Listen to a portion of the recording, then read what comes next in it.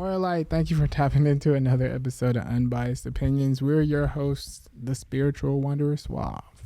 What's good? It is Lenon. Big Blue, not the little one. Hey, and it's Lenon's last day for a while. We won't see you for a good minute. My bad. You know, I hate it. that. Yeah. I mean, it's hey, I love what I do and stuff, but it's just hard to move. But We're gonna miss you. I know I feel like we're kind of Definitely. hitting like I feel like we always have had good episodes, but I feel like we always kind of hitting like a stride of like good conversation and good Definitely. topics, and yeah. I agree. It's definitely, and I feel like we're all getting like a bond to get to know each other better. So Definitely. it's hard. I guess like people was going in, but I ain't even gonna get into that today. They was going in on Jasmine, but Really? yeah, some About people- what? Loved her. About her, they was going in about the recent one about her talking about like I know Hey. it's right, or like I know he's Yeah. right, but I just don't want to tell him. Hello. I was like, I said, I feel you, girl. That's funny though. I loved her. Yeah, I thought Jasmine was good. She did a good job in my opinion. I liked it. It's so funny because you was telling me, because I wasn't here, obviously. We both weren't here. Yeah. But you was telling me, like, before we got it, because, you know, we could get a little crazy with the topics and shit, Yeah. that she was like, hey, you know, let's not go too crazy on the topics and shit. Yeah. Then they still going at her on the Yeah. damn comments. That just goes to show you people will find anything to Oh, nitpick at. definitely. Yeah. They're like, oh yeah, let me attack you right here. But yeah. I think that that's for everyone, like, depending on the person. I don't think it's just women or men. I think just, like, if you're the type of person that you just don't want to claim that defeat, some people are really naturally just competitive people. And, yeah, you might know you right. I might know you right, but you ain't going to get that today. Right. Maybe tomorrow. Right. And that's true though. And that's why I understood where she was coming from. Mm-hmm. That wouldn't be how I would go about it, but I Right. understood where she was coming from, because some people are competitive like that and don't want to give people that. That's why I asked her, is it because you don't want to give that person like that type of satisfaction to where they'll think they're right all the time? And some people don't want to do that. They feel like if I say this, you might take advantage. Do you ever feel like that potentially, like, builds into, like, a terrible rapport with somebody, though? Oh yeah. Yeah. Oh yeah. But that's why I see, and I think that can go into our topic of like how dealing with like people, like dealing with people. That's the hard part about, I feel like, dealing with another person, relationships, friendships, whatever, like even family. It's so hard because it's two different personalities and you guys clash on so many different things. So it's like, and then there's like people who are more timid. So it's like you don't want to say anything because you don't want to offend this person. And this person might prefer that you say something. And then, you know, so it's all this stuff that you got to kind of get a understanding of. And it's hard to like gain that ground sometimes without both people being able to be fully transparent and want to come to an understanding. Like, I'm going to say exactly how I feel. You say exactly how you feel. And let's come to an understanding, like a better understanding of like how we work. Like if I'm not communicating properly, tell me I'm not communicating properly and how I can communicate better for you, you know? Right. Or just figure out a way to communicate better with them based off of the way that they communicate. Because Yeah. all the time, every time you're in a relationship or any type of situation with any person, it could be more than just a actual like romantic situation. It could be with your boss. And the way that they communicate is just not conducive with the way you are, but you have to figure out something. Yeah. So maybe you just got to listen more instead of talking back or just giving your opinion about something, because it might not matter. Yeah. Yeah. And that's something a lot of people can't accept, is that their opinion don't matter. Yeah. So But that's why I think it's so important to understand in each dynamic, like, respect has to be there. You know, I feel like that should be like the root of all like dynamic or good dynamics, you know? And so like when you look at instances where like the example you had brought up where it's like, or maybe this wasn't exactly how you said it, but like where someone doesn't necessarily feel like they're listened to, and then the other person, I forget how the dynamic was, but just in instances where, you know, yeah, one person may feel validated, like, hey, I'm just a real person. I'm just telling you how it is. And the other person's not able to take it properly. But that it's kind of on them within that dynamic to find that middle ground of, okay, now this person isn't necessarily afraid of that confrontation and is now saying, hey, well, that makes me feel this type of way. And then that person has enough respect to hear them, oh, okay, that makes you feel that type of way, so I can kind of adjust how I say it, you know. Even with like the boss dynamic, like I feel like we're seeing it in today's day and age. Like so many people kind of don't want to work, or I don't want to say don't want to work, but like be part of like corporations per se and stuff, because it's such a dynamic where you don't feel like your work is respected or you're respected as a human being, you know. And I guess the corporate America has kind of made it, hey, I don't know, kind of just like You gotta deal with it. yeah, you got to deal with it type thing. Whatever I can talk to you it is. however I can. Yeah. That's what I say. You might have to adjust yourself. You Yeah. gotta be able to adjust them. And that's the hard thing though, is because like constantly trying to mold to different personalities is like difficult to like kind of funnel through. Because then I feel like at a certain point, you're given so much to try to be like understanding to the other parties, but it's like, are people going to be that way towards you? You know, like try to understand like how you're communicating, or try to understand how you're putting it out there. And some people don't. Sometimes you got to constantly be that person, and that can like weigh on somebody. I think that even if you are that person, you have to find other means. I think always expecting people to treat you the way that you treat others is just unrealistic in these times. And so to just stand on what you believe in and be who you are and be how you want to be is the most important thing, because that in itself will keep your cup filled for you. Like, it's draining out when you give out, and you're not receiving nothing back. But the fact that you're giving it out and standing true with yourself, that should keep your cup filled no matter what. Yeah. But then the hard thing about that too is if you're going to be taken advantage of, you know? Well, that's where you have to get smart. Yeah. And that's kind of on you though, exactly. too. You yeah. Like smart. That's what I was about to say. All those signs, they being taken advantage of, being manipulated, being lied to, all that stuff, especially if it keeps happening to you, you're going to catch on. Like, you're going to figure it out. And yeah, it might come in a different form of person, but it's always the same person and another person that is doing those things to you. So you should be able to figure it out. See, like with me, like I always try to come off as like a kind, understanding person. That's just like the energy I like try to exude, you know, or how I am. But there are people that I run into sometimes that will try to take advantage of that. Like, I'm gonna try to treat you a certain way because you're just nice. Right. You'll just be passive with that junk. So I had to start cutting people off that would act like that. You know, because it's like this ain't beneficial for me. You're gonna turn me into a person I don't want to be. Exactly. And it's like I don't want to allow that. So it's best to do that in a lot of aspects. It's just sucky that people do that.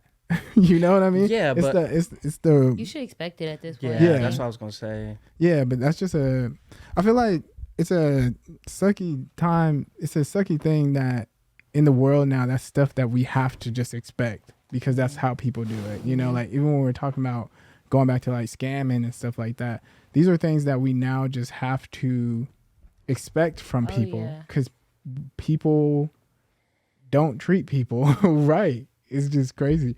It's like I kind of feel like that's kind of just like human nature in a sense, and I feel like you being that type of person is like a good quality in yourself though. I feel like at the human's core that they're always going to find ways in which they can better their own situation, you know? And so it's kind of on people through their own experiences and stuff like that where they can find humility and being a good listener, being a caring person and those certain things, you know? And so the unfortunate part is I feel like when you get to that point of where you have to cut people off, or even to what you had said, where like you could see signs of like manipulation and those certain things, it's kind of on you within your own reflection that you aren't addressing your own traumas, where you keep seeking that validation from those type of people, you know? And I think that's such a big thing where it's hard, like when you get into like a dynamic with someone that you dreamed of so many things with and created this whole persona of and these certain things, and they're showing you things that, you know, aren't necessarily what you dreamed of. And so now you're having this constant battle where potentially, you know, you didn't have and I'm not saying this is every sort of situation, but potentially you didn't have that sort of affection growing up and those certain things. So I just feel like there's so many dynamics to this, but I think it all comes back to like you addressing within yourself the respect you have for yourself and holding people to that standard that, hey, you're going to respect me or else you're not someone I need in my life. Right. Yeah. It just brings me back to like, I remember I was giving a friend advice one time and I was telling them that like, they were having like a clash with someone and they weren't really seeing on the same page. And I was like, the hardest thing about like interacting with people is you can never control the way somebody's going to react, the way somebody's going to act towards you, anything like that. The only thing you can do is like hope that, you know, that they'll either come to an understanding or that they're going to treat you the way that you want to be treated. But it doesn't necessarily mean that that's going to come to pass. And that's just something that you got to understand. If this person's not going to treat you the way that you want, then the best thing to do, I guess, is to cut that person off. Well, they might have not even had the experiences that you have had to get to that point. Yeah. And so in that dynamic, potentially you could be the person that tries to create those experiences for them. You might not be the person. You might not be the perfect. You might not be the person to show them those experiences though too, and that's why it's right to cut that situation off. So it's on them. That might be showing them something too, though. That's what I was about to say. Yeah, that could be their learning for experience. sure. Yeah, like that cutoff could be them realizing, like, dang man, maybe I need to stop treating people like this or acting like this for people not because it's obviously not working. Yeah. You know what I mean? Or you might be the only one in their life that ever cut them off. Yeah. But hopefully, if they're treating you a certain way and it's not good, that you cutting them off will just make them take a step back the next time and reflect before. But again, the next person might allow them to do that to them. So I don't think that we as people have super big agendas on helping the next all the time. I just think that in certain situations, it's like, okay, you're a lesson for this person, you're a lesson for that person, but this person, it just didn't work out. Ain't nobody had to learn anything. Nobody taught anything to anybody else. Y'all just didn't work out. But I think we always want to make something this big lesson or this big thing. It's really not even all that deep all the time. Y'all just didn't get along. Yeah. This person just wasn't for you. Wasn't for you. Yeah. And you find out quicker as time goes on and as you deal with different situations that this ain't it. And you can literally just switch it. Like, okay, yeah, no, not giving that any more of my energy. Not saying you have to eliminate them or stop talking to them or whatever, but sometimes that's the best because they ain't gonna figure it out or understand how you can just not talk to them anymore or not give them that energy anymore. That's a really hard pill for a lot of people to swallow. Yeah, it is. Yeah, and I think it goes back just to the point where at the end of the day, and hey, it's kind of selfish, but you kind of have to ensure that your cup is fulfilled. You know, like, yeah, you want to be there for somebody else and these certain things, but at the end of the day, you got to look at yourself in the mirror. You got to wake up with yourself every day, and if you're not really if you're not really able to find that satisfaction within yourself, and that's potentially caused by potentially your experiences with them or the lack of experiences with them, whatever, you have to find sort of peace with that, you know, and it's a tough pill to swallow. I think that's why you see so many people, you know, whether they get complacent in even friendships, not even just relationships, but complacent in dynamics. You just got to be comfortable more so addressing things and being transparent and being okay with sometimes having that confrontation, you know. Yeah. Complacency got a lot of people in chokehold these days. It's getting complacent or just acting like I don't know, somebody doesn't mean something to you or as much to you as they did in the beginning. Like when you try, you're like going after them, you're pursuing them, and then you got them, and it's just like, Yeah. okay, now I'm just chilling, just whatever. Like what? What are you doing? How do you think that this is gonna like have some long-standing vibe? Like, how do you think that you're going to continue to create the same vibe that you started with? Like, you have to have consistency for sure, but how do you continue to be consistent like throughout the years? Yeah. This is actually interesting about these sort of things, right? The art, or not even the art, but the, I can't think of the word, but in regards to like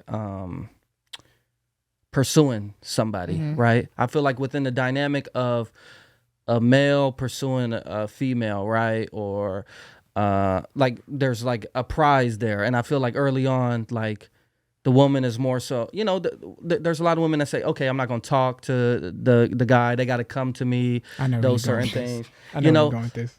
But so if it's always like a sales pitch from the guy, isn't at some point it's always going to, like once the sale is finished, it's like, okay, now I'm through having to put up this facade of being a better person, because I really want to be with this girl, but the only way I could be with this girl is if I'm, and it's not like this with every girl, but you know, richer or more in shape or better personality than everybody else. And so you're putting on this, and it might not even be a facade, but a 10 times version of who you are, that once it's finally solidified, now it's like, okay, now we cool. As opposed to like if dynamics were more so, I'm just myself and you're yourself, and within these dynamics it's not so cut and dry of a sales pitch. See, per se. What I was gonna say is to kind of go off what you were saying was I feel like there's this cycle that happens, and I was talking about somebody recently about this, but I feel like in the beginning there's like you said, there's this chase, the man's chasing the woman or whoever, and then once you get the person, I feel like that person gets comfortable while the other person is now giving their all, because they feel like you got me now, I want to be this, so they giving all this. And then sometimes what happens is they start feeling like this person's got comfortable, or they start feeling like this person's not showing them the love that they want and they're not getting appreciated. So then this person like stops caring. So then they're just like, you know what, I'm done. I lost it. I don't have those feelings for that person no more. And then the other person notices that. Yeah. And now they're like, I'm losing okay, this person, so I got to fight for this person again. So it's this constant cycle of like, oh, I'm fighting for this person. This person's like retracting. Yeah. Now I'm fighting for this person. This person not giving me the feelings that I want. And then That now, sounds toxic. right? It's like I feel like that's battle. a lot of relationship dynamics though. Yeah. I feel like that's kind of why they say the happy wife, happy life in marriage type shit. Because it's like you did this whole chase. Now, hey, I'm going to just, whatever you want to do it, you know. I just feel like it's kind of like, I know within, you know, my relationship dynamics that really had weighed on me, as far as just like, at first you got to be this person and doing all this hoorah and stuff like that, because you know you're talking to this attractive person that you know other people find attractive, and so in order to win her you know over, it's all like a sales pitch. You know, I keep saying a sales pitch, and then it finally gets to the point, okay, this person's proven to me enough that this is the person I want to be with, you know. That's crazy. And then it comes back, It's and really how it goes though. Yeah. and it doesn't necessarily potentially have to be that. Like I think maybe that's kind of trained in our minds with all the media and stuff like that. Like maybe women are like, hey, I just want you to be you and you know, and that's potentially a lack of transparency from the guy's side, you know. But I just feel like it's a lot of scarcity when it comes to, you know, the needs of a partnership, like transparency, and then that could bleed into other things like trust and stuff like that, you know. But yeah, it's interesting because it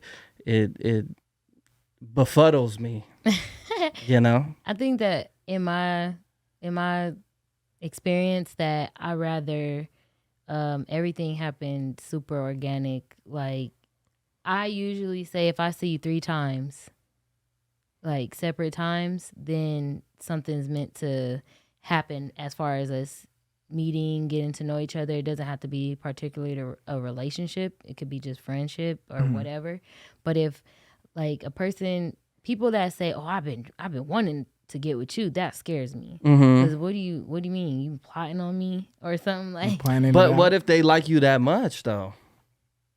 So you see them 3 times, but what if this person is like, "Yo, I'm gonna make sure I'm in that." It has to be mutual. The person I'm looking at 3 times might not be the one looking at me. So what I'm saying is the difference between a person that you just run into at like the grocery store and then a person that like has been seeing you at different places and then they're like, "I've been wanting to talk to you since such. It's like you didn't even know that they seen you. It's like, oh no. Or a person that's like, "I've been wanting to talk to you since middle school." It's like, what? I don't know. And you guys never interacted, you're saying? They won't. Like, certain guys are like, I don't know if they're intimidated or what. I think social anxiety is real. I don't know about social anxiety. It is. That particular. But if they see a girl and they think that one of the girls might be out of the league or you know, would that I think some social anxiety could come into that because you're kind of creating the situation in your head, and so it's refraining you from that social interaction. Okay. Yeah. Well, for me, I don't want to be pursued. I don't know why. It just gives me a different kind of feel. Like, I don't like to feel preyed on. Is that because of experiences being pursued? I mean, I don't know.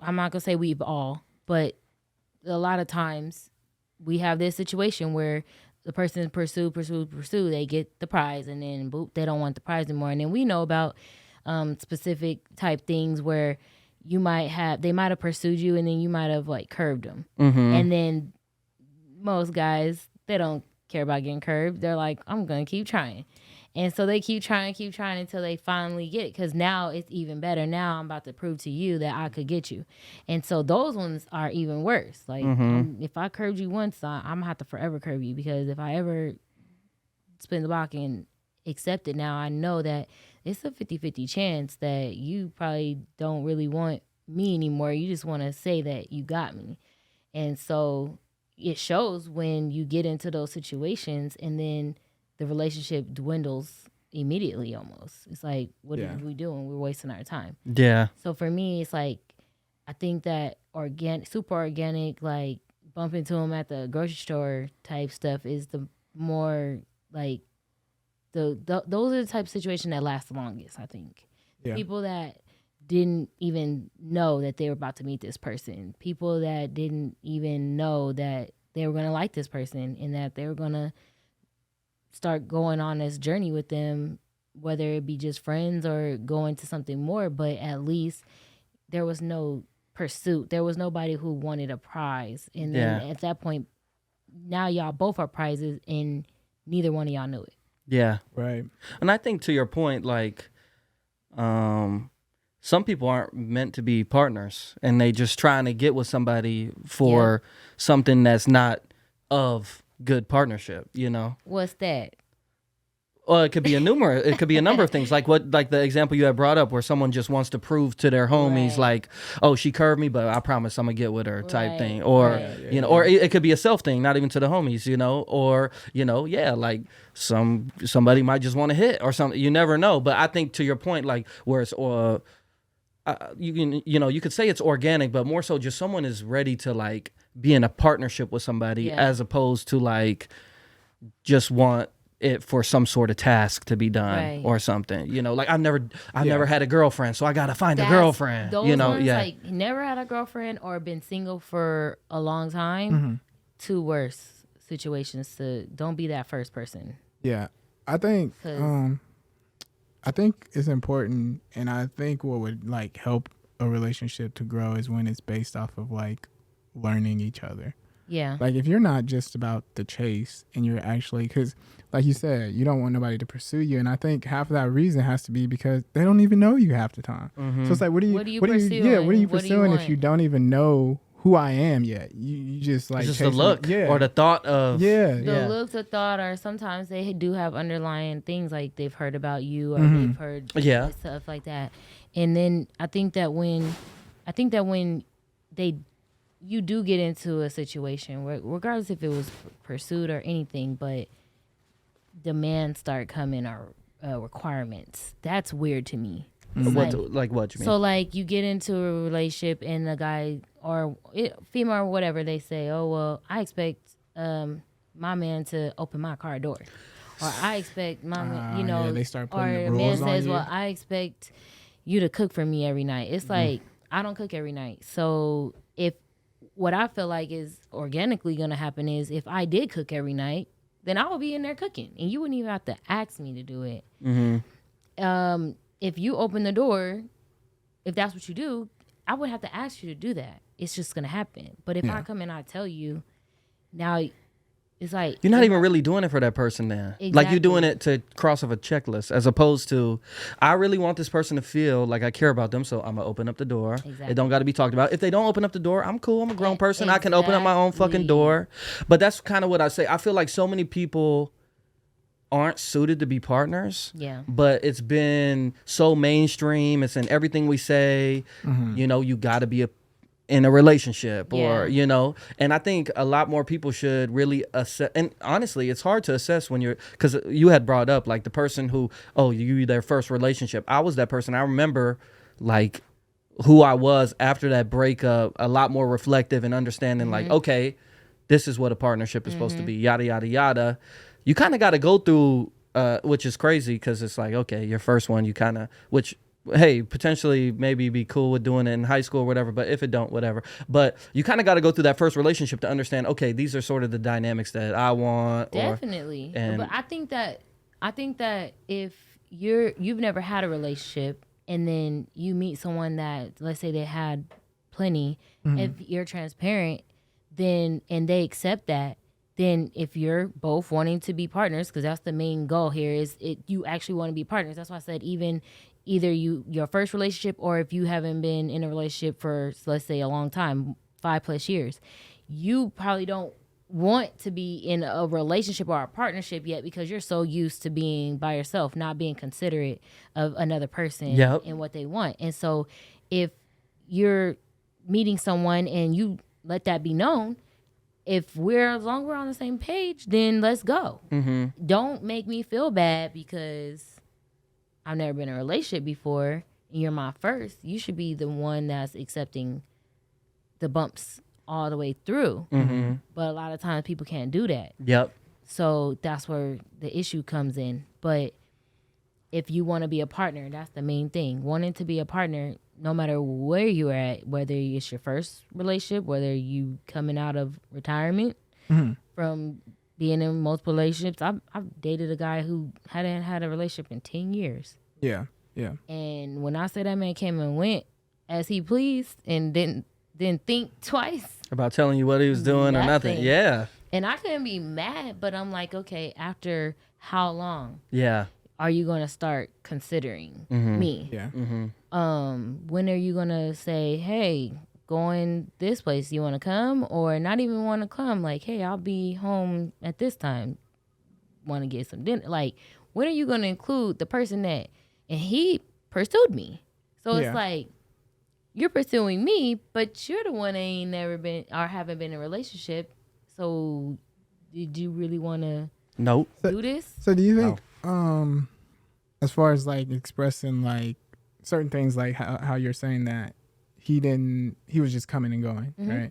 Like as far as like expressing certain things like that, do you think somebody, because I know you said it should happen organically, right? So you don't think somebody should tell you that? Like, I don't care if they do, if they don't. If you don't do that, and this is the reason why, that's different. Because you're not thinking about another person because you've been single.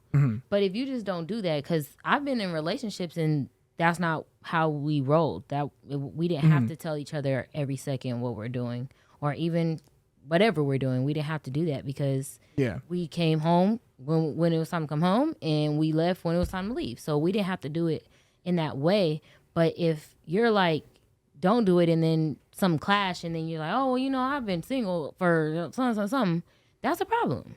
If you're using that as an excuse. As an excuse, as opposed to being accountable and saying, hey, I didn't know this affected you this way. Exactly. Yeah. Because I don't even know if it affects me until it affects me. Right. So if I'm sitting around and it's like, this come, time then went on, and I'm like, wait, where's this person at? This is my person. What's up? Haven't heard from them. And they're like, oh, I just been doing over here. I've been chilling over here I'm over here, now I'm over here, now I'm over there, and I'll be home soon. Oh, okay, cool. Because I'm the one who wanted to know, so I hit you up. I'm not going to sit there and not hit you up, not talk to you, and then be mad the next day like, you didn't talk to me yesterday. It's because you've been single for 10 years. I'm not going to do that. Yeah. But at some point, if you are in a partnership, you're going to want to say, hey, let me check on my partner. Not even tell them what I'm doing, but let me check on them and see what they doing. Yeah. I know y'all want to go grab some food, but let me see if she want to come too. I think the hard thing about that is it all depends on how somebody operates. Since somebody's so like different, like somebody, if they're not used to being in a relationship, they kind of sometimes you gotta be, I guess, hear that that's affecting somebody, because that's what they want. Yeah, because you're going, this is a normal for you, so you don't know how to readjust and be like, oh, I can't, to even think, oh, this needs to be a thing for me to constantly check in. They're just going by life because that's what they're accustomed to. But then maybe if they hear it, they're like, oh, dang, I didn't know. Right, and I think that's the part of the organic feel of it is, I didn't know if I wanted that either. Yeah. So once I felt it, I have to be transparent too. And I have to say, hey, you want to invite me to hang out at any point? Yeah. Because can I come with you? Because then y'all could be because that's why transparency is so important too. Because then you could come back to that. Because he could even say like, my bad, like, we used to always have like a fellas something or something. Right. Cool. So I don't got to even come to that. I'm saying more so, one of these 7 days, can you have... we got to incorporate each other in here somewhere if we're going to be together. Or you're not ready to be a partner, like I said. And I think... we might have to have that conversation. Yep. I think it was something real small in one of my situations where we were spending a lot of time together, and then I wanted to spend certain time with them in the shower. Like, not in the shower, but like talking while they take a shower. I like to, vibe in the shower area. I don't know, get the steam. I don't know. So I was like, is shower time like your personal time, or can I come in? Like, can we talk? And they're like, yeah, like just come in. But I was really questioning it. Yeah. Like, is that an invasion of privacy, or am I really being a bug? Like, what is it? But that was something I wanted, so I had to be transparent about it. But that's respectful, though. Yeah, that's good. You was transparent. You're checking in because not everybody might be comfortable with something like that. So it's like, let me check on your comfortability level.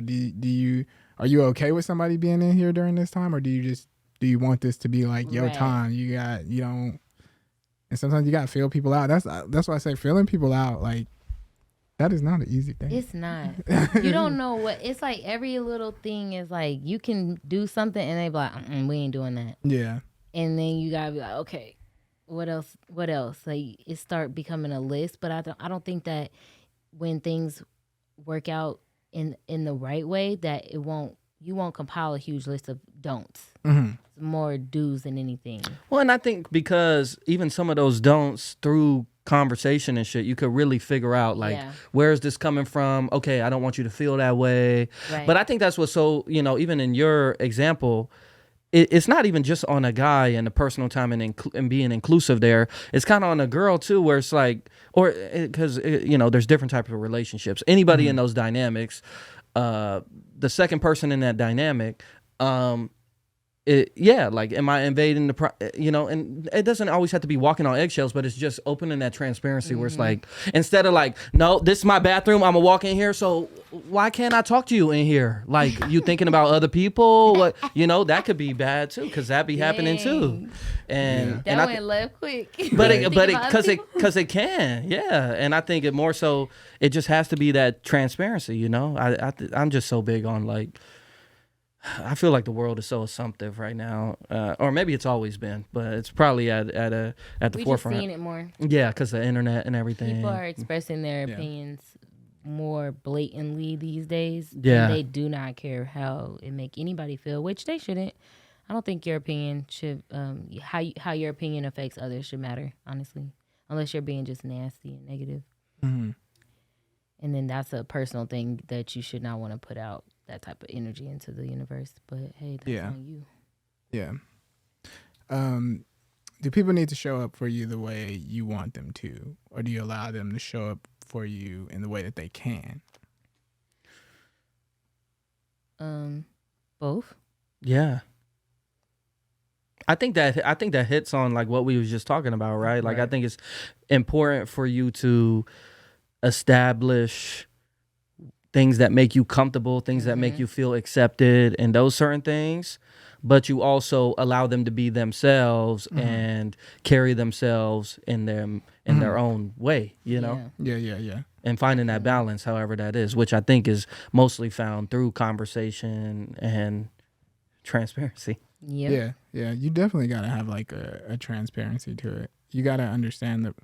I agree with you on the fact of both. That's why I was just kind of trying to see, because I know somebody was saying that, it was a video I was watching. They were saying that you can't have people show up for you the way you want them to, because they're gonna let you down. But I feel like that's not necessarily the case, because sometimes like there's certain needs that your partner should know about you to be able to understand, like, hey, this is probably not okay. This person doesn't like that. Right. You know, so maybe I shouldn't do that, or maybe I shouldn't behave like that, or hey, this person needs this right now. Maybe I can provide this for them. You know, I feel like there's certain times, and then there's the aspect of what you can do. Yeah. And it's like, oh, okay, I can do this. You know, this is how I can help them in this aspect. But it's understanding how a person feels, how you can help, and trying to figure out what you can do in that. A good example of that, a person doing what they can do.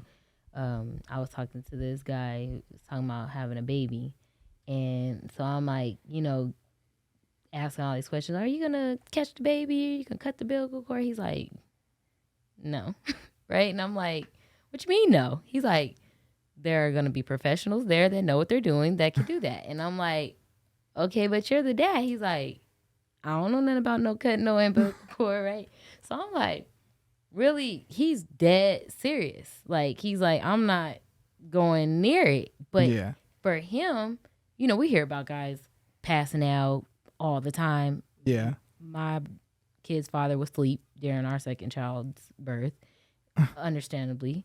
So I was asleep when he decided to come out too. But he couldn't do more for me in that moment. Mm-hmm. He was exhausted. Yeah. So I couldn't be like, well, I've been there for you and you wasn't here for me when I needed you. It's like he was there. He was there. That's all he could do was just be present. And I had to accept that. And so that's why I said both. Like, when he's alive and well and got enough sleep, I expected you to have my leg up and help me push. You feel me? Yeah. And I feel like he would have did it. He did it with my first child. But in that moment, he didn't have nothing for me. And with this guy, he was like, I already know I'm probably going to pass out. I'm probably going to be not good for anything, but I'll be there. I'll hold your hand. I'll look away. I'll breathe with you. And that's all he could do. And you have to accept it. Yeah. So I think it's definitely both. Yeah. That makes a lot of sense. I think you had a good one about masculine energy versus feminine energy. Okay, yeah. What's the perfect amount? So for me, because obviously I'm a woman and I date men, I would love to make up a woman too, but I'll make a man for me. I feel like obviously majority would be masculine energy. I would say about 85%. And then the rest will be some feminine energy. And that's just to be able to relate and what's the word?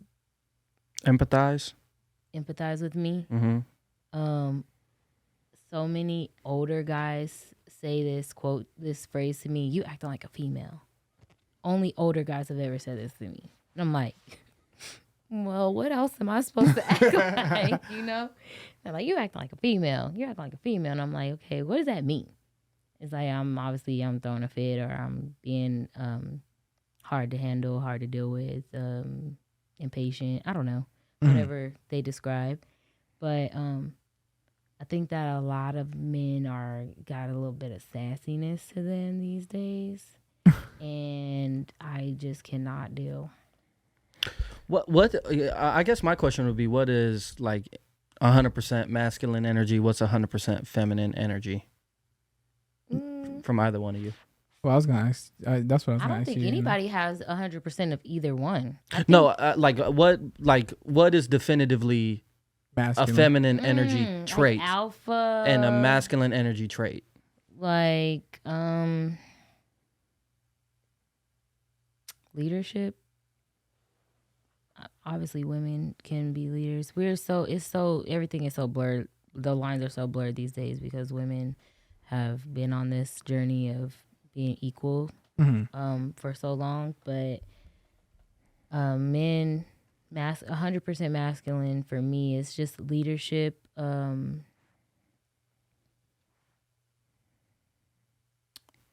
Because even how you brought up like, oh, the feminine energy, like someone will say you acting like a female and it's because you acting out or say. I've seen guys do, like I have a friend who went to jail because he was acting out and didn't know how to control his emotions in a moment. So, But is it because he hurt somebody or something like that it makes it masculine?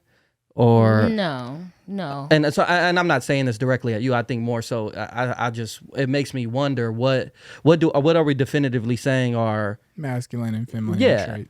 Because I think oftentimes even like, oh, you crying too damn much. That's what girls do or something. When in reality, that's kind of human emotion. Trait. And I think that bit of feminine energy should be in every male because y'all should be able to cry. Y'all should be able to express how y'all feel in that, I guess, feminine way as it's perceived. Yeah. Even though it's a negative connotation towards it, like, oh, because you're crying, you're like a female, and they don't say nice words with it. They call them a B word or whatever with it. But that's why I'm saying, what's your ideal makeup? Like, some women have more masculine energy than feminine energy for whatever reasons. And some men like that, Mm-hmm. We're in this whole soft girl era right now, so men are not liking it as much. But there has been times where that masculine woman is like, or just having that energy. She's not masculine, obviously, but her energy to be a leader as well. To they'll say it's like a boss couple, like it's y'all both on y'all stuff. Y'all both got businesses or have some type of quality to you to get things done and all that. And you don't have your hand out all the time. You're not expecting someone to do everything for you. Yeah. And so that's why I was like thinking about it. And yeah, you know what? For me, like honestly, I don't think I ever like kind of look at a person and like look at it as far as like needs for me personally, as far as like a masculine and feminine. Like, is this person too feminine for me, or is this person too masculine, or whatever the case is? I don't think I ever like examine a person's traits like that. Okay. To see.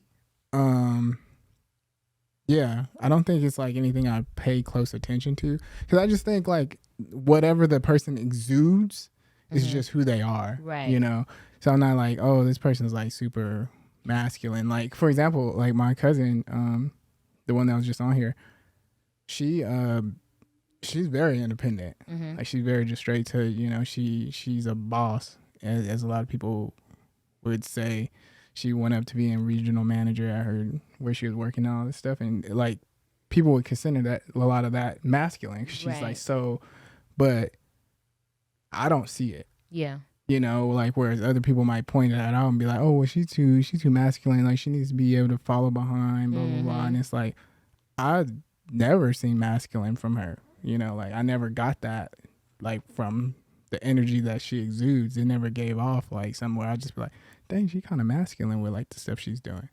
or how she's moving. I never thought that. So it's like I never really like look at people and see like, oh, this person's this. It's just whatever the person exudes out there. I'd just be like, oh, okay, I understand that. Yeah, I think for me, like, yeah, I would say my perfect amount in my ideal person is like fluctuative. Honestly, like I feel like. Like situation by situation. Yeah, like for instance, like you said, I don't really know I want this till that instance comes up. You know what I'm saying? It could even be like, you know, I want this. You know, she may be a female, but I want her to take over more in this certain situation, and that will make me feel better. You know, I understand naturally as a male, I have more protective traits and stuff like that, right? So I'm taking that on head on. But I know, like, for someone that's down for me in a partnership, she may not have the traits, but she has like, you could tell, okay, this person potentially wants to like fight for me here or something, you know? And so I think it just kind of fluctuates. And I feel like that's sort of built up with conversation, you know, where it's like I said, like, hey, oh, I want you to take over more here. Or, hey, I don't mind if you a little emotional here, even though you're a guy, you know, because and y'all having those dynamics back and forth, and so it kind of just fluctuates for me, you know. I think it being able to be fluctuative is more inclined to make it a perfect amount as opposed to something so definitive on both ends, right? Yeah. Both ends. But you know what though, like even when you say like the protective part, like I've seen a lot of women be very protective, like first. Like first before. I'm trying to see her at a basketball game, at her son's basketball game. I'm different now. Like I see. I'm not the same. I can tell you. I'm telling you, I've been kicked out of plenty of places. I have not been kicked out of anywhere. But yeah, that's what I'm saying. Like I've seen a lot of women be very, very protective. Like my cousin, protective over me. I see a lot of women very protective over their kids. A lot of women very protective over like the men that they. Right, but in those some of those circumstances they have to be, and so that's where the whole, you know, like the versus part came in at, because a lot of times it's like, I'll sit down, I don't need you, be quiet, I don't need you to do that. If you have that, like, so when you say, well, what's masculine to you? So I would have said protective, leadership, just. But I think those are kind of even hand in hand potentially. Right. Yeah. But you just said women can be the same way. So that's why it's like, how do you make what's ideal to you? For me, I don't even think I said 85% and the 15% that's left over. I don't care if you cried the whole entire time. I'm okay with that. You know what I'm saying? But don't slam the door and scream and slam the door leaving. Don't hang up in my face. Don't be petty, you know, and actually do it in a way that's like, I hate that too though. Super toxic. Yeah. Sassy. Yeah. But that's something I hate too. I hate hang up. If you can't have a conversation, you hang. That's what one of my biggest. That's a pet peeve for me. Honestly, that annoys the mess out of me. If you hang up in my face, I give you 2 times. You don't even get 2. The first time you hang up, didn't know. You did not know that you was on the verge of. Well, yeah. See, I'll ask you if it was an accident. Was that an accident? No. Clarify if that was an accident. Now you being petty though. What happened? No, I need to know because I'm about to get upset. And then let it be known right then and there, like, don't do that. Yeah. Or you can do that. Yeah. But don't expect. And I think that used to be a huge deal breaker for me. And then when I noticed that a lot of people do it, and that's like their means of, I don't know, some weird satisfaction of click. Like a power trip. Yeah. And so, take this. And so I'm like, now I'm wondering, okay, now what? Because that's disrespectful. Yeah. That's and the thing is, like, when they do something like that, it's like, well, we got to converse again eventually. So it's like, what are you going to do now? You hung up. Are you going to call me and apologize? Yeah. And do they ever do that? But that's why I think that's a bad mentality to take into that though too. What? That we're gonna converse again sometimes. I think like that's why. You think that? I think that's where that's it. I think that's where the comfortability of hanging up comes from. Oh no. They got to call me back. So no, that's not where. I think it comes from them saying like, "Oh, I got you. So what you gonna do now?" You know? But part of having you is saying like, "I know that you still gonna try and call me." Okay, now it's died down. Yeah. I did hang up on you. So what? So what? So now, but that's why I'm saying more Yeah. so.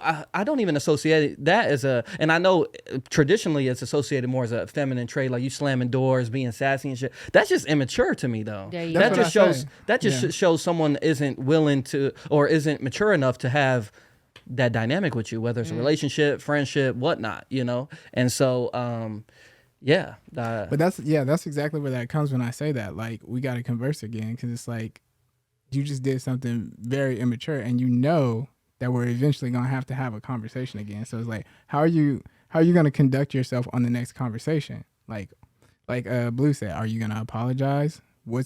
How are you gonna handle yourself now that you just did that, and we didn't even come to a resolution, or you didn't have the maturity enough to be like, hey, I can't do this conversation right now.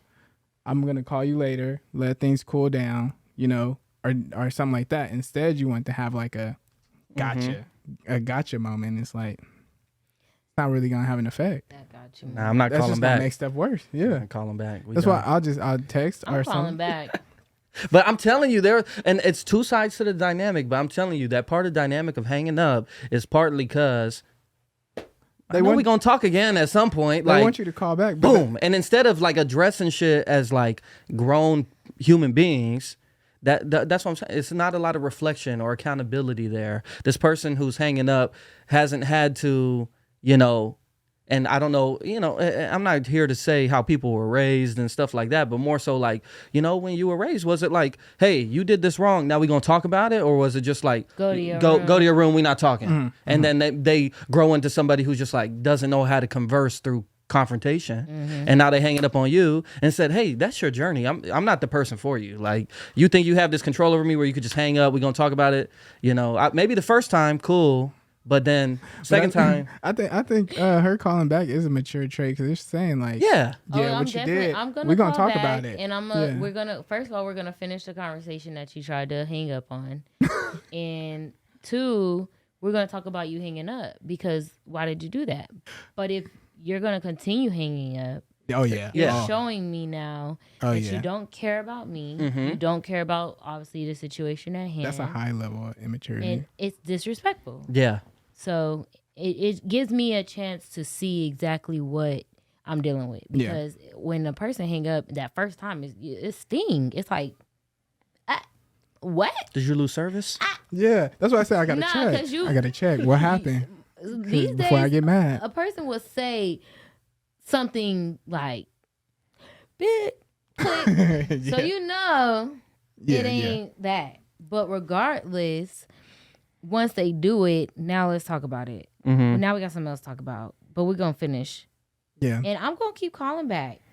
That's how I am. Yeah, see, for me, I'm not gonna finish the conversation now. It just got transferred to why you hang up, and Because I don't want then to talk about it later. we're gonna finish the conversation. Because if you hung up because you don't want to talk about it, we need to talk about first why you hung up, and then if you don't want to talk about it right now, you need to cool off, and that's the reason. Fine. If they don't, But don't say ever that, hang up on if me They again. don't, Yeah. If they don't know how to say that, then obviously it's not that. You couldn't even put those words together to say that that's what it was. So it wasn't Yeah, that. What yeah. it was is just simply as what you said, a power trip. Yeah. That's all it ever is I'm gonna stop you, because obviously what you're saying is probably right, or it's probably making some sense, and I don't like it, so Mm-hmm. I'm gonna hang up.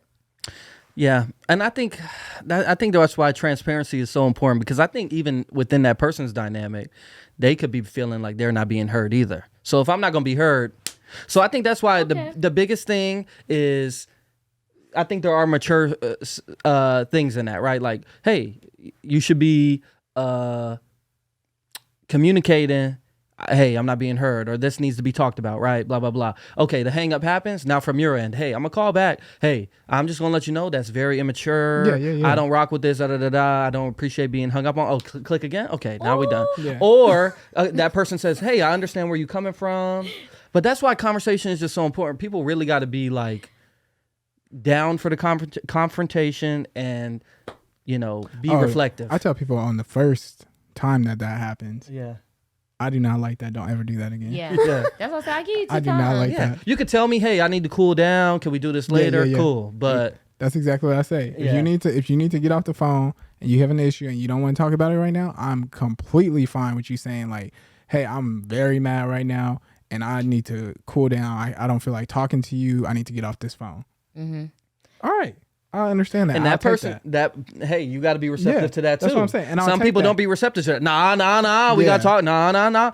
Yeah, see, I'm not that person. I'm not going to be like, no, we got to talk about this. I'll be like, no, okay. All right, cool down. We'll talk about it later. Mm-hmm. But if you just hang up, that's a whole different, that's going. I don't think I'm built for a person that has to talk about things later. I'm built for it just because the reason why I know that if somebody's anger is up here and they can't talk right now, they're not in the place to have a conversation. I know that they might need to cool down. Because there's sometimes when I'm up here, sometimes I need to calm down because I'm like, I need to just let me chill because I don't want to get mad and say something out of anger or yell or something like that. So let me calm down to where I can communicate properly. Because if I can't communicate properly, our conversation's not going to go nowhere good. And I don't want that. So it's me more so like, I don't want to get in an intense conversation because I know if I yell, you might feel like you need to yell, and then you yell, and then I'm going to get more mad, and then it's going to just escalate and escalate. So I was like, let me calm down. So when I talk to you, I'm not yelling. I'm just like, hey, this is how I felt. I was very upset. I couldn't talk to you at the moment because I was up there. But this is how I feel. And then I hope we can come to an understanding of like, a better understanding and a better conversation than we would when the levels are higher. I think that's valid though, how you feel. I think that's also valid how you feel though too. And that's something that you need to find a partner that aligns with those things, right? Where it's like, hey, you cool with having to cool down because you could, but it's also cool with you saying, nah, if you aren't mature enough to cool down right now and have this conversation with me, then maybe, you know. It's not even the cool down part. It's like the part where they just they're cutting their ears off for even hearing you out. Because you might not want to talk, but I need to get it out. So then why can't you hear me out? You don't have to respond, but listen. That might be the best time for you to just listen at that point. And then if you don't want to respond, then say, okay, well, can you give me time to, figure this out, how I feel, cool off. But that would be I'll respond to you. Yeah. That's different. But then for you to like not even let anything happen, that's a form of control to me. It's like, and it's not fair. Yeah. But I think it would depend on like what the situation is. Definitely. Like say if you just walked in on your significant other doing, you probably don't want to be like, sit down right now so we can have this conversation. Why I don't want to talk to way? you right now. Because let me go chill and then we can talk later. Because right now, it's not going. Yeah. Or somebody like was to like hit you or something. Like maybe you don't want to hit them back and you just like, all right, just let me chill that. Let me chill this one out. But I feel like those are boundaries that like I don't know. Those are big actions that necessarily take a lot of thought to get to, And so at some point it's like, hey, I don't really kind of care where that came from, Like you smacking me, like we couldn't have, like, where's the respect? Like clearly our respect dynamic has had a lot of flaws up to this point that we haven't identified or wanting to be real about. And so now it's got, like, all of a sudden someone just don't come over and punch you in the face or something, or slap you. But I'm saying if it got to something like that, like, because in general, that's why I'm comparing it to something like that, because it takes a lot for me to get up there. Sure, yeah. So for me, I'm not gonna just get up there off of every little thing. But if I get up there, it's something extreme, and if I'm saying I don't want to talk to you, it had to be something extreme to get me out of my element to be mad in the first place. But like smaller stuff, I'm not gonna really be like, oh, I can't talk to you right now. No, we can talk over small stuff because I'm not that mad. I would be like, all right, we can talk about this right now. But if it's something like where I'm hot, oh, we can't talk right now. I don't know why I've never been too mad to talk about something. Yeah. I don't know why.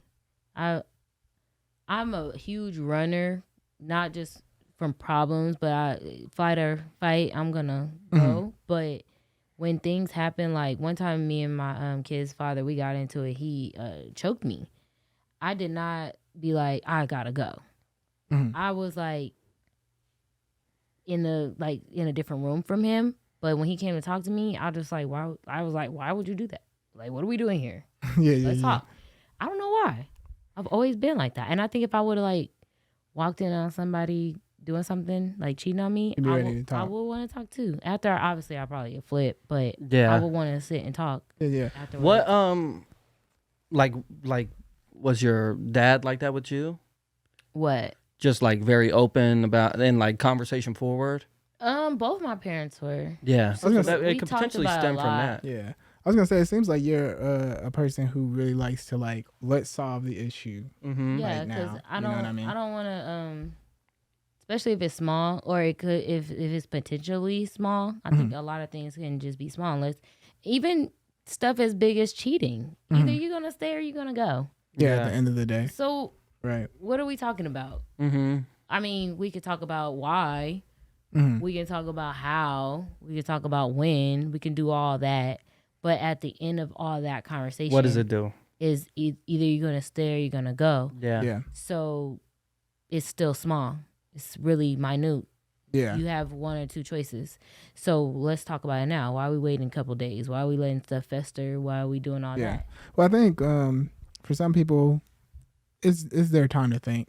Sometimes you got to think if you truly do want to stay or if you want to go. That's sometimes that's a decision you got to let simmer a bit. You know, just for I think that's like potential like validation issue. That also self manipulation. Wait, what do you mean? That's all you're gonna do is sit there and talk yourself into something, or talk yourself out. Right? Like why do you need this? Like because again, it's because you've created this whole persona of who this person is. You never thought they would do this. Now they did this. Why would you do that to me? So what? They could potentially convince you that they're not going to do it again, it's not you, it's me. Right. Instead of having a self-respect, like, okay, this person don't respect me, I'm cool. You know? It. Whereas I feel like a lot of people necessarily don't reflect or weren't raised in ways in which they're down for like tough conversations, so they just act on shit, and then things start to build up. So I just feel like it's more so like and I'm not saying necessarily like anybody who stayed in a relationship after that happened necessarily lacks validation. Like certain things can happen throughout that where certain transparencies can happen, whatnot. But I think trying to base something that happened on like, oh, you immediately disrespected me, that's it, then you're just really like sometimes we got to understand that people can learn. Yeah. People can change and people can grow. Yeah. And if you don't understand that, and sometimes you have to take a step back and reflect, like, can this person change? You have to think about stuff like that. Can this person actually like change and grow? You need to think about is this who this person has been this whole time? Right. And then you got to go back and have that conversation. All right, look, this is how I feel about it. This is how I feel we can move forward. Is this, or I don't feel like we can move forward. I feel like this is who you are. I've been really thinking, I've been reflecting on this whole thing, and you've been showing, I've been seeing this, and this, and it just seems like you're not going to change. Yeah. Yeah. That's why I think that conversation, especially immediately within whatever happened, is when you're going to get the most truthful answers. Yeah, if you take whatever time you take to reflect and think, they can take time to. They reflecting and thinking too. Like, what I'm gonna say? What can I say? I know this person. I know if I say it like this. I know if I come at it like that. And then now we're on a cycle. And so that's why I feel like, obviously your emotions are running crazy. Then all the things that have happened leading up, you're gonna start trying to go over all that. But at the end of the day, he said it. The disrespect is a disrespect. If you're walking in on your partner cheating on you, there's nothing that they can say. Nothing that they can try to explain that's gonna say it's anything other than a form of disrespect. Obviously a form of dishonesty. And now I gotta think about what else you've done dishonest. What else? And I don't even want to think about that because well, and I think, why are we having a conversation now? Like, if you was feeling this type of way, or you felt like there was a void in your life because this was missing from you and stuff, you haven't had this conversation with me yet. So why do I give you the respect to have the conversation now after you went outside the bounds to do it? But that's what it is, and that's why I think more so it's your desire for validation, because you're thinking, how could you do this to me? I cared about you so much. I had these dreams of you. I had these personas of you, you know, and now that's shattered. And so you're trying to figure out why and put the puzzle pieces together and say, oh, well, you know, people can learn. Yeah, sure, people can learn. You could have learned before you acted on this before. You know, like conversation don't just have to happen after trauma. You know, we could have been addressing how you was feeling. Hey, I'm not doing this for you. Okay, I could be better at this. Oh, okay, you could be better at this. Blah blah blah blah. Instead, you go and act on it, and now we got to learn. And instead of, hey, we should have been learning. That's where the relationship is. That's why people not ready to be partners. But partnership is all about learning with somebody. Exactly. But that's what you just said. Like, in order to learn, mistakes have to happen. Boundaries have to be crossed. Yeah, that's a big one, though. I'm not saying that. Yes, disrespect. I'm not saying it's disrespectful at the end of the day. It's bad at the end of the day. I'm not like saying that this is a good thing. I would never like say that it's a good thing. Yeah. But what I'm saying is, if you have the understanding and you're like, hey, this is something that I feel like this person may have made a mistake. I can grow from this, whatever. Yeah. Whatever you feel in that, it doesn't mean that you're just going to get validation from that person just because you're going back to that person. Yeah. You know, sometimes it can be like, I have an understanding of the situation, and now I just want to grow from this. You know, I just want to get better. I don't want to like detract and go through the same cycle or whatever the case is. And I feel like we can actually grow over this. This is just a speed bump. Yeah. You know what I mean? I truly believe that there's life after infidelity. Yeah. Yeah. But again, you have to figure out what led up to it. And I know there's never in all history there gonna ever be someone that says, I'm thinking about cheating on you. Yeah. So and this is what I need from you in order to not do it. And I don't think that it's that simple ever, that it's something that the person's not giving them, even though they'll try to make it about that, like, oh, you never rub my back, right? Nah, and that's why I get you on the part of like stuff. not communicating, because that is the bad part of the situation. Yeah, that's why it ends up where it ends up, right? Is because it was a bad communication between either like the party who felt like they needed to go out there, they didn't feel the need to communicate on if they were feeling something like lonely, or they were feeling like they weren't getting something satisfied, so they went somewhere else. But it was like, you should have communicated that before you went and did what you did. You know what I mean? Mm-hmm. But it's still something that happens to where it's like, if that's what it was, and it's not just this person's like, they just want to go out and just constantly hook up, and that's what it is. You know what I mean? Then that can be something that somebody can grow from if they come to that understanding and are willing to be like, hey, so now we know this is how you this is what you did. It is. It's a hard thing. I think that's honestly it's a difficult thing to even grow from, because after that you're broken. Yeah, the human mind is constantly filled with doubt. You constantly doubting yourself, and now the person you with, you know, creates even more doubt, lack of trust. But I agree. I've seen people come back from it all the time. Not all the time, but I've seen people come back from it, you know. So, yeah. But I think the main point I was saying more so is a lot of people aren't suited to be partners, and they don't address that shit up front. And then they go outside their means and then want to, you know, have the conversation, as opposed to, I feel like a lot more people should be real if you're ready to be a partner or not, you know. And I feel like a lot of people aren't, and that's why a lot of these lack of trust things happen, lack of communication things happen, a lot of complacency happens, as opposed to like, man, find somebody that you really like down for and like want to learn from and like open to helping them learn. A lot of people don't go in a relationship for that. They're like, God damn, she got a fat ass, you know, and like, I just want to have that in my life, you know. I think communication is in itself a difficult thing, just because. Think so? It's not necessarily difficult. It just can be difficult because sometimes if you communicate, the person on the receiving end ain't hearing what you're trying to communicate, just because they feel a certain way, and it's their own, you know, their own traumas or ego in the way, you know, and that can create tension. Yeah, you know. So that makes me want to ask. So, at what point is their journey your journey? What do you mean? At what point is that person's journey your journey? Or at what point is that person's journey your journey? Well, I don't. I ever think you guys can get on the same, go in the path, same way, but never. You always gotta stay in your own lane. Yeah. No matter what. If y'all can hold hands as y'all go down on each other's paths, but you can't get over on their path because you have to live your life. Yeah.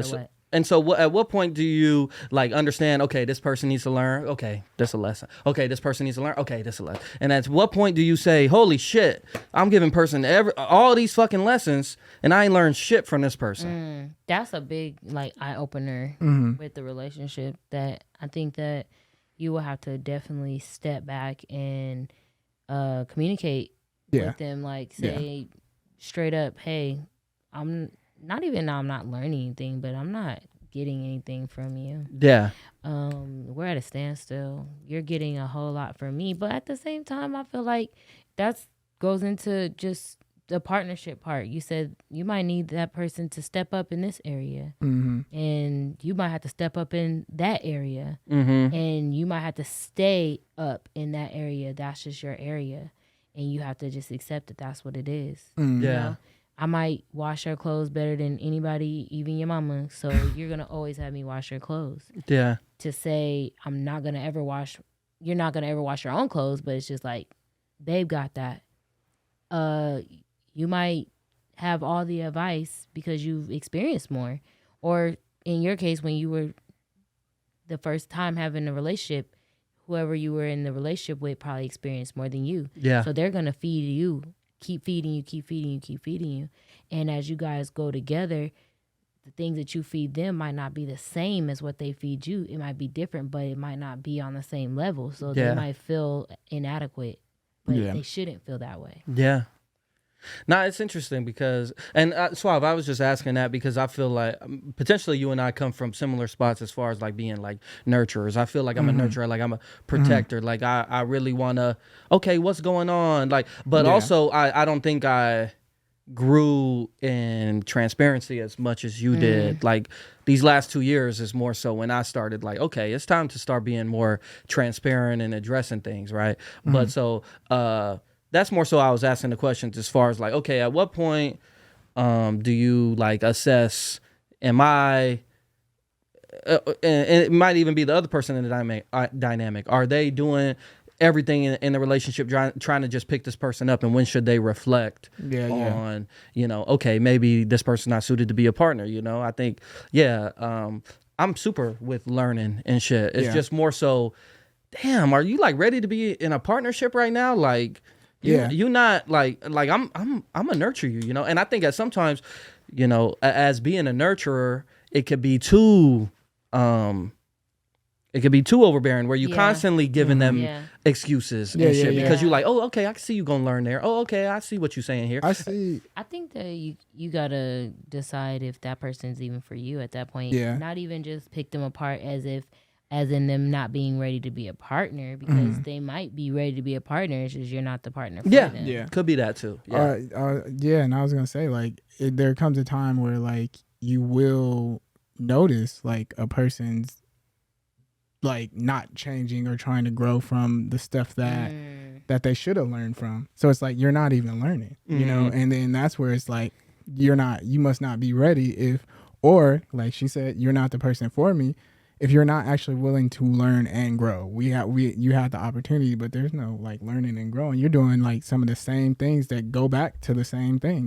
This is all connected. Yeah. Like sometimes you'll see like traits of something that happened similar to the same thing. You know what I mean? And within the same vein where it's like, this is pretty much the same thing. Yeah. Like, it's like a cycle. Yeah. So it's like, we're not going to grow from this. So I think once you see that there's like no growth going in the relationship no more, like there's no type of connection anymore, like you're feeling that like, okay, this is not going nowhere, then that's pretty much time for you to depart. That's the hardest thing these days for people to depart from. Like if you're trying to do something or you guys are on a path and then you turn around and go the other way, and they're like, wait, what are you doing? Like, how could you just switch up. It's like, Yeah. we're not growing. Yeah. I'm not going to keep going down this path of destruction with you. Yeah. And a lot of people don't understand it.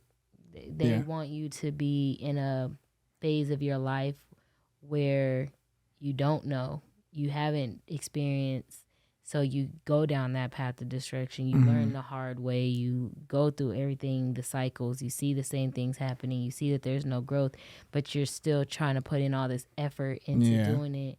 And it's like, at what point do you realize I've been here before and I'm not going to keep doing it again? So when you get to that point, you realize it. And as soon as it's not what it's supposed to be, you get up out of there. Yeah. Nobody can respect it because they want you to keep at it. But when you get out of there, it's rap. Yeah. It's interesting because I forget the two personality types. Maybe y'all It's A and B. Well, it's like a anxiety personality type and like an anxious attached personality type or something. They say that those are typically the two people in a relationship. So, and I don't know if those are the two terminologies, but the first one is very like reclusive and doesn't really like conversation or stuff. So they like to detach from things. Yeah. The other person is very attached, and so they're very overbearing and like, I need you here, I need this. Why? And they say those two personality types really like are the most common relationship dynamic, and that's why it's constantly a push and pull, because this one is detached, but soon as the one that's so attached to them finally leaves, then they come back and they like, oh wait, no, I do actually miss you, and it's constant push and pull. I forget what the personality types were, but yeah, they say those are like the two most common. Isn't that weird though?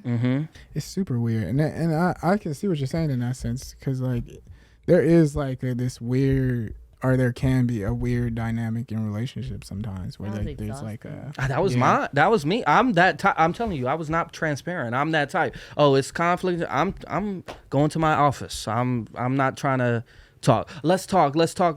You know, very attached, and yeah, it just didn't work. Whereas now it's a lot more transparency. Like I'm willing to understanding the dynamic. Okay, you have, you know, like I get this isn't just a personal attack on me, you know, like you just saying how you feel, and there's things I could do better to help you in those ways, you know. And I just feel like a lot of, and I don't mean this as like a hey, I figured it all out type thing. I'm human too. But maturity brings. Yeah, that's basically what maturity is, figuring things out for you. Yeah, you know, it's all everything is personal. So you even to go give advice to someone is like not pointless, because it could help them, but I'm giving you advice based off of my personal experience. So my personal experience isn't yours. Yeah. And so if you get into a situation and you like, oh, what did Whitney say about this? It's like, no, don't think about what Whitney said. Yeah. Think about what you want to do. And you can think about maybe what Whitney said. You can think about what your mama said. You could take things from everybody that you probably have gotten advice from and try to apply it into the way you're about to move before you make a mistake or before you do something. Like, imply that into your life before, so that you don't even get to those points. Yeah. Even like usually when I'm giving any type of advice on relationships to somebody, I always try to like lead with like, this is just coming from my perspective and what I know.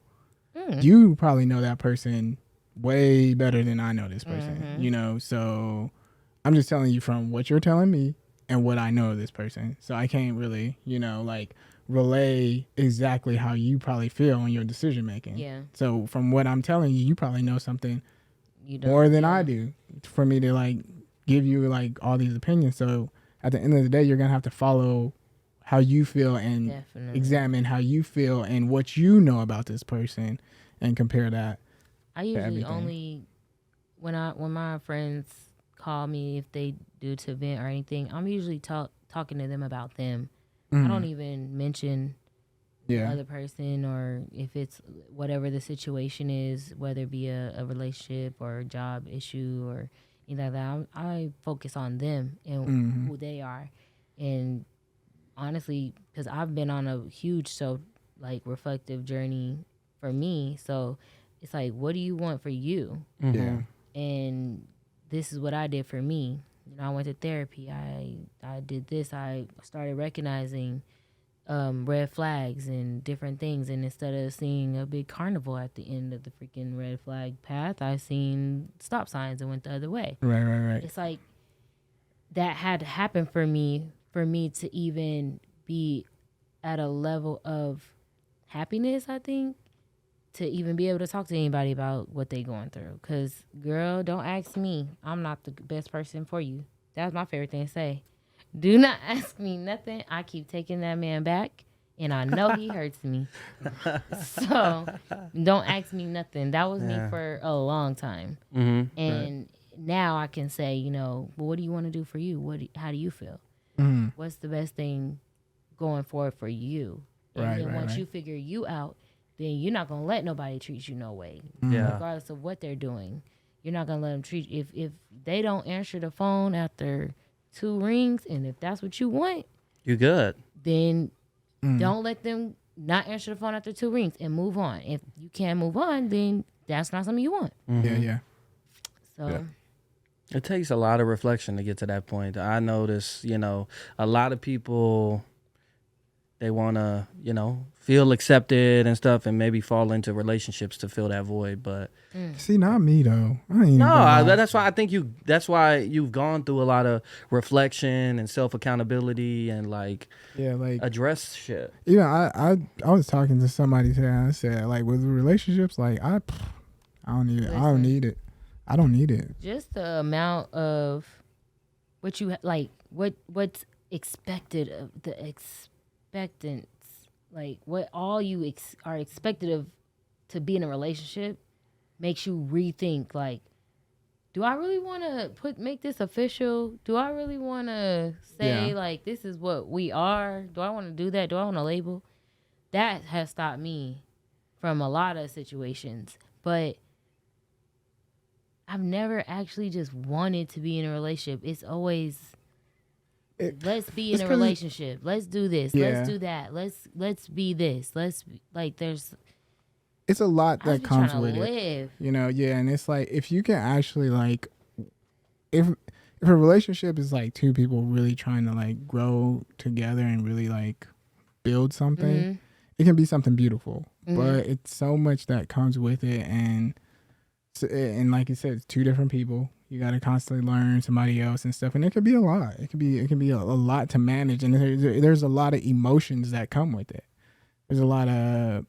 It can be painful at times. It can be very happy at times, loving at times, and that's where I understand some people when they get conflicted, when they feel like it's hard for them to leave because their heart's still in it. Mm-hmm. So it's like it's hard for them to renege and pull their heart out of it. But it's like sometimes you have to, you know, sometimes you have to like detach that and rip that Band-Aid off. It's gonna be like a painful process, but you gotta like go through the healing phase, and that's hard.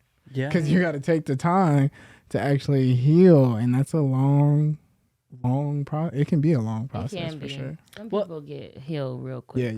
Yeah, but I think so. It's some funny people that don't be healed and they just be pretending. No, okay, yeah, but that's kind of my point. All the things you guys had just brought up about like being in a relationship, the expectations, all that certain stuff. That stuff you deal with on a daily by yourself. Yeah. You're just not held to that same accountability as it being double time. Now that you got someone else involved and including their expectations. Yeah. Okay. And so that's the toughest part of it. Where it's like, hey, yeah, it's easy for you to not work on things and be held accountable and not make your bed every day or do the dishes or show up for somebody and stuff, because no one's holding you to that. It's just you, and you can you know lie and you can let it pass and no one's gonna hold you to that. But then once you include someone else, that's what makes it so hard, because now that person's going, hey, this kind of hurt my feelings. Hey, this is kind of, I want to kind of be involved. I kind of want to be accepted here. And that's why a relationship is so tough, because it's not just you no more. And I think a lot of people sort of, I keep saying that, a lot of people. I don't know why I keep saying that, but I just think in general that, you know, that should be considered more. Like all these things that are of a relationship, you can hold yourself to those same standards. It's just a lot easier to let them go and be a lot more wavery on them, because no one's holding you to that. Like it's just you. Oh, hey, I I'm on this health journey right now. I gotta eat good every day. I'm not gonna drink liquor. No, that I could go tomorrow. Ain't no one holding me to that.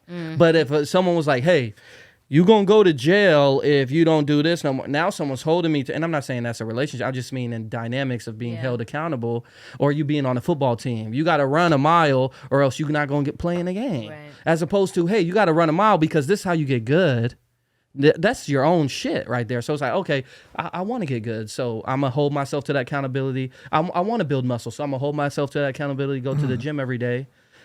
That's a self-discipline. But now it's double time when someone else is holding you to that same sort of discipline, that same sort of expectation, you know? Yeah. It's all about effort and consistent effort. You have to consistently put in effort into any relationship that you have, whether it's romantic, friendship, work. Yeah. And I think that when people feel away, that effort dwindles. They don't care anymore. Yeah, yeah, and I think that's a thing that can hurt somebody. Is like when you see somebody who just doesn't care anymore. Yeah, you know, and you feel that, and it's just like, dang, like there's nothing there. Like, but sometimes in that's why I'm not saying, hey, I'm human too, man, and I've been in these dynamics, and I understand it's not as easy as what I'm saying. But sometimes you have to understand, like, this is not the partner for me. Like, I want this effort. They not giving the effort. Yeah. 1, 2, 3, 4, 5 months. Come on now. Say, Lord, like, months. I'm even saying. Well, I was about to say, if somebody. Hey, that's you being. That's I'm in my elimination bag right now. Like, I am eliminating what does not serve me any purpose, and I'm not explaining myself. If I have some type of like heartstring that's being pulled, I will, but not a lot of times I do. I'm very detached in that sense because I have to be, because I'm literally both personalities. I'm detached and attached. Yeah. Just blame it on my horoscope. I'm sorry. But I'll be attached for so long and then detach and then still have those feelings of attachment to where I can't like see that you're disrespecting me, you don't care for me, you don't do this, you don't do that. We're not good partners for each other. And so now in this era, I don't see none of that. If you disrespect me or you're not a good partner for me, it is what it is. I'm done. Yeah. So that's a hard thing to do. It honestly. I feel like I got superpowers being able to do that. and even furthermore, being able to stay. Because one thing about me, and I think majority of my exes know, she gonna come back. It might be she gonna stand 10 toes down for a majority of the time, but eventually I'm going to come back because not only am I going to forget about it or I'm going to let it go, I'm going to let it pass and not care anymore and not even probably remember. But I'm always the type that feels like we should be able to remain friends after all of this, or we should be able to remain something in each other's lives if we come into each other's lives at some point.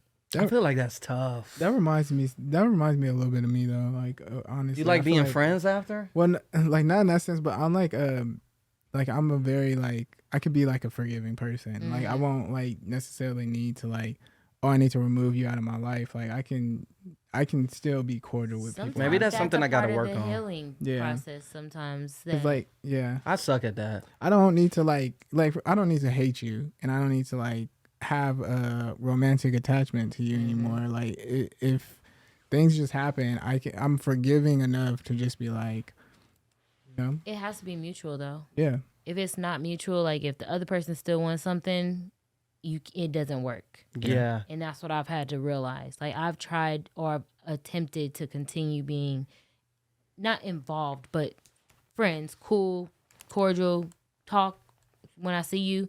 Hey, because if it's been times where I've seen people that I've had a whole relationship with, don't even speak to them. Don't even look their way. Yeah. But why is that? It shouldn't be like that. We've been in a relationship. That's crazy. So, like, when you see them, it should be all love, no matter what. Even give them a hug or just say, hey, whatever. But if they still want something, or if they haven't forgiven you, or if they haven't gotten over it, it just cannot work. Yeah. No matter what. I agree with you on that. Yeah, and maybe I think with time for sure. Like obviously, it's not every ex I'm just hanging on to, but in this recent, I'm just not that type. I feel like I gotta. Hey, all of a sudden, I see you just with someone else and shit. That shit tough. That's more. And I guess it depends on the dynamics of how the breakup happened and stuff like that. But yeah, that part that's something that maybe I have to grow more into. That has never bothered me. Yeah, I was about to say it would like. I think if I felt a way about that, that means I would still have like some type of feelings there to want something like a relationship again. Like if I'm done with the relationship, I am. Yeah, and that's what I say with the Yeah, dynamics. It changes. Like I don't think any dynamic. Not like if the person.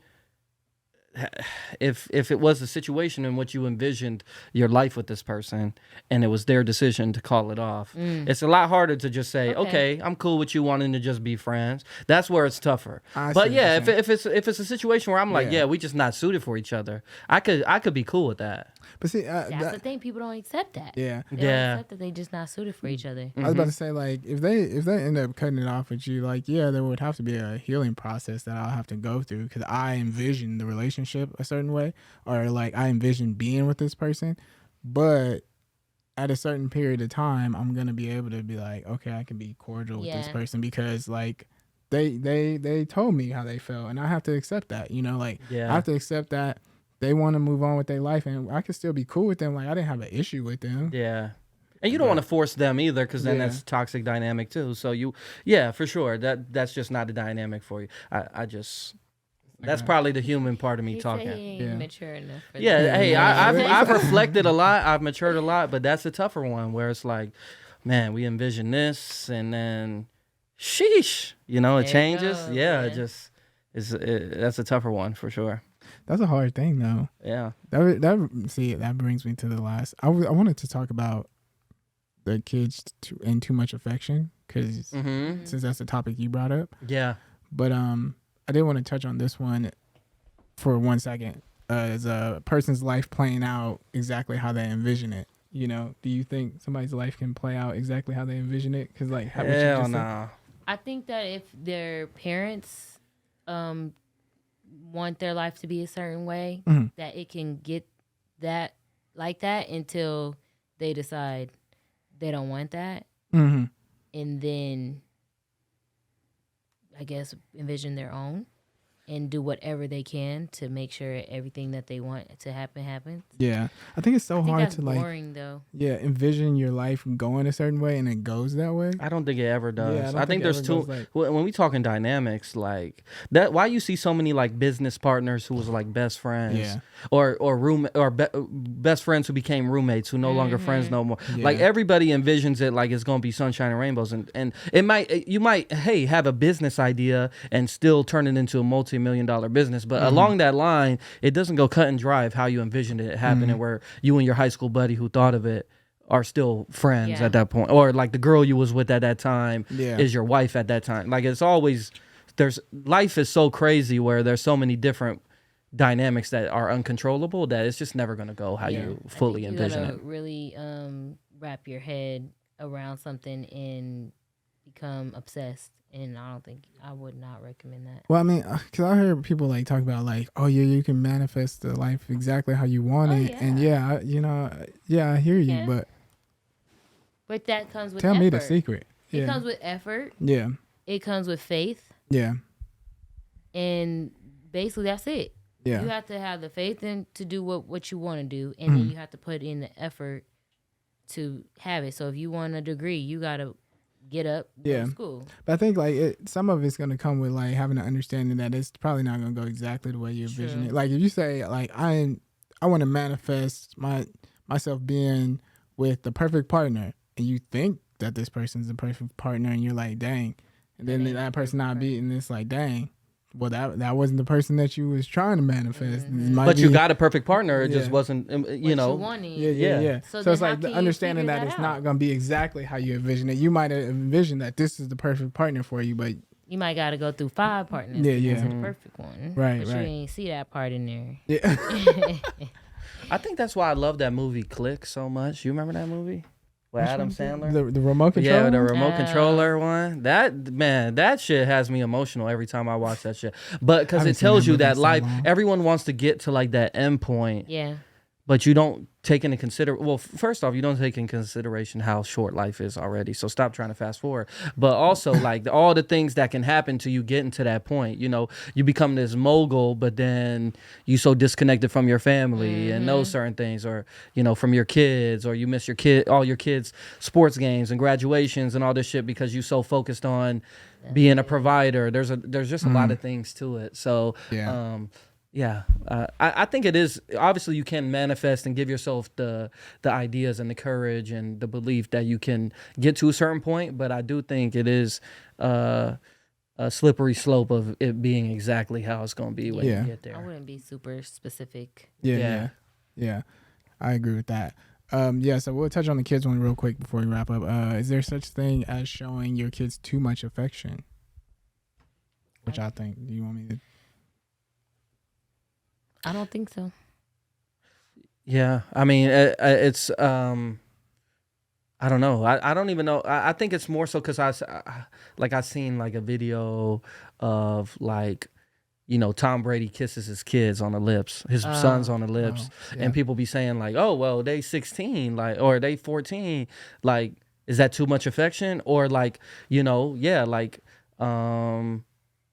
potentially a kid is kind of rambunctious and shit, but you constantly doing a reaffirmation process as opposed to like smacking them on the ass or something. You know, I don't know. Like I'm saying, is it ever just too much affection? I guess that's a period there. With the Tom Brady thing though, like when I look at situations like that, if it doesn't look like it's inappropriate, I can't. That might be within their culture of how they live. You know, like. That's something like, because I've seen like people from different countries and that's how they interact. Like when they see each other, they, you know, and I wouldn't just be like, ew, you know, like actually disrespectful to them. Bro, the UFC fighter, Duplessis. Did you watch the fight on Saturday? Oh, well, he won. He beat Sean Strickland. And his whole family came in the ring, his trainers, everything. He kissed every single one of them on the lips. I don't know about and people was like, but that may have been his culture growing up. But that's what I'm saying. I wonder if it's like such thing as too much. Like, bro, that's a little too much. Okay, your son, I get, you know, your son 2 years old, 3 years old. I ain't tripping. I'm surprised his sons even want to still kiss him at that age. Because my kids is like, But I used to tell my kids, don't kiss me on the lips. That's what I said. It depends. It depends on like the way that people grow up. Are raised and where do you think it's rooted in though, that a lot of people like in the comment section of the Tom Brady video, like, you know, very American culture. I don't particularly care that they do it. I'm not saying it's nasty or anything like that. I'm just not. And I don't think that it's too much affection. That's their only source of, that's how they show each other. Yeah. I don't even want to call it affection. It's probably just normal to them. Like, it ain't like he sees his wife and he's like tonguing her down. That's not the same. That's showing affection, like grabbing her butt, probably doing all that. Yeah, but both are forms of affection, though. Yeah, but to say it's too much when that's just what they do. Yeah, you're talking about it's just normal. And I think too much is a scale like of personal belief. You know, that's more so I was asking because I feel like us three on here, we could be kind of open just to that's how you was raised, that's your culture. I more so asked this question just wondering. And maybe some of the other hosts who would be here would be good for this question too. I know Key nah, man. Kissing on lips. But it's not even just kissing on the lips. Like, you know, like, bro, you just constantly like engulfing your kid in affection. Is that a bad thing? Grandparents like that, like rub their grandkids in public and play in their hair and do stuff like that it could be seen as like, what's going on? Like, why are you doing that? Mm-hmm. But if that's just, that little girl probably always remember her grandpa playing in her hair. Mm-hmm. Yeah. You know what I'm saying? And it looks from the outside in like, I don't know, but that's probably the way that they show each other affection. So it's like, it's all about who it is that decides if it's too much or not. Yeah, For that's me, what I was about to say. my kids can come hug me, kiss me, come rub on me and hug, like talk to me, sit down right next to me, right on me. Yeah, as a mom, you're like, move, I'm around you all the time. Or if I'm the one doing it to them, they're like, Mom, you just seen me earlier, like stop. But I don't think there's anything too much. Too much. Yeah, That's fair. my mom was pretty affectionate as a mother. She was very like, come here, you know, like I think all there's that stuff. some But- people who don't show enough, honestly. Yeah. Yeah, and that was and that's how we were as kids. Get off me. Yeah. That's too much. I wouldn't say that I pushed it away because I didn't really get a lot of affection as a kid. I made my dad like, why you don't ever hug me? Why you don't ever kiss me? Why you know? When I was older, I didn't care about it as a kid. I was outside Yeah, playing. yeah. I didn't care about all that. When I came in the house, routine, you come in the house late when you our generation, you come in when you have to come in, whether it be on the street lights or whatever, and you gotta get in the shower, get ready for bed. So it wasn't a whole lot of time. Like some parents come in, they'll tuck you in the bed, but that didn't happen in my house. So Oh yeah, tucked in the bed. I mean, that happened a little earlier for me, but yeah, once you in school and shit, like, what we doing? I Go to never- sleep. I never Take your got ass to sleep. I never got to tuck in. Never. I don't think I ever got that. I'll stand at the door now and be like, all right, I'm looking around, make sure everything look like it's in place. All right, y'all, see y'all in the morning. Make sure y'all up for school. Because I don't wake up kids for school. I don't do that. Oh yeah, I never Everybody got got that. Either. iPhones up in here. Everybody got an alarm. Oh yeah, my mom would get mad if I woke up late. If you wake up late, you Yeah, miss that bus. yeah. My daughter thinks I'm a taker, but I'd be like, all right, you gonna walk every mile, 0.9. I think the scariest face in the world is a mother waking up in the morning when you missed the bus. Yeah. Like when you gotta wake them up and you see how they tired and they just waking up and I missed the bus. It's mad and tired at the same time. They're just Yeah. dangerous. It looks like they about to Shit, kill you. that was My both kid parents for does me. not see me as scary because she will be like, I missed the bus. And then as we're going to school, she's asking to stop for donuts, coffee, whatever. I'm like, where did I go wrong? Because why do you think this is okay? I'm hoping I could even. I'm You hoping better be quiet. Yeah. Like, Yeah, then you try to build it up right there, and she like, please. yep, that's my child, though. I told her, next time you miss the bus, you walking home. You walk in there. And don't get on the bus coming home. Walk Yeah. on home. Just go ahead and figure that out so you don't ever want to miss that bus again. That's Yeah. how scared I used to be. Shoot, I'd be like, I'll walk to school. And I Don't ain't trying even to tell. go of it. I don't know. Like, when I was in elementary school, I was close enough. And then too. once I was old enough to like take the cat bus and shit, I wasn't really tripping. Oh yeah, see, as a kid, I used to have to wake my mom up because I didn't want to take the cab bus. But then Yeah. after a while, I was like, let me just. These kids don't take the cab bus. Yeah. Oh, I bet they don't even go outside. Right. That's what I'm saying. It's all different. Yeah. Because we were outside, and when we finally came in, parents probably already sleep, or they go to sleep as soon as make sure you in the house. Nah, I remember my dad used to tell me I had to be home by 1. He would go to sleep at 11. I started figuring that out. I'm like, man, I could come home 3 a.m. Wow. Shit, That's you're not even funny. awake. Wow. funny. Yeah. Oh, my mom used to try to make sure I'm home. Them street lights would have to be. Yeah.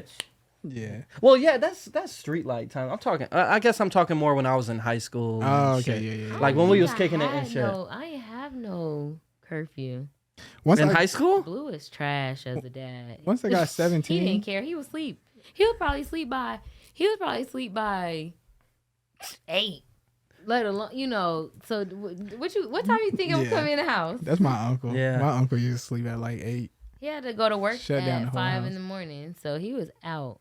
So And my uncle didn't have no job back then. I don't think. But see, nowadays they got the Ring cameras and shit. I couldn't do it we now. didn't do that. We ain't have none of that. Oh stuff. yeah. No, That I'm was saying so- nowadays, Yeah, like, they'll be like. yeah, 2 they go to a.m. sleep 8 a.m. Yeah. or 8 p.m. They wake up the next day. What's this? You coming home 1:30? The fuck? What is this? We used to sneak out the back, like, because we had to come in and on the street lights, and it feel like I was the only person who had to come in on the street lights. Yeah. Everybody else is, if we're in the apartments, because we didn't live in houses, So we're all right here. You can walk outside your door and see all the kids. Yeah. So they were a little bit more lenient, like with them, and especially in the wintertime, the streetlights came on at 5 o'clock. Yeah. Everybody outside still at about 8, Mm-hmm. 9.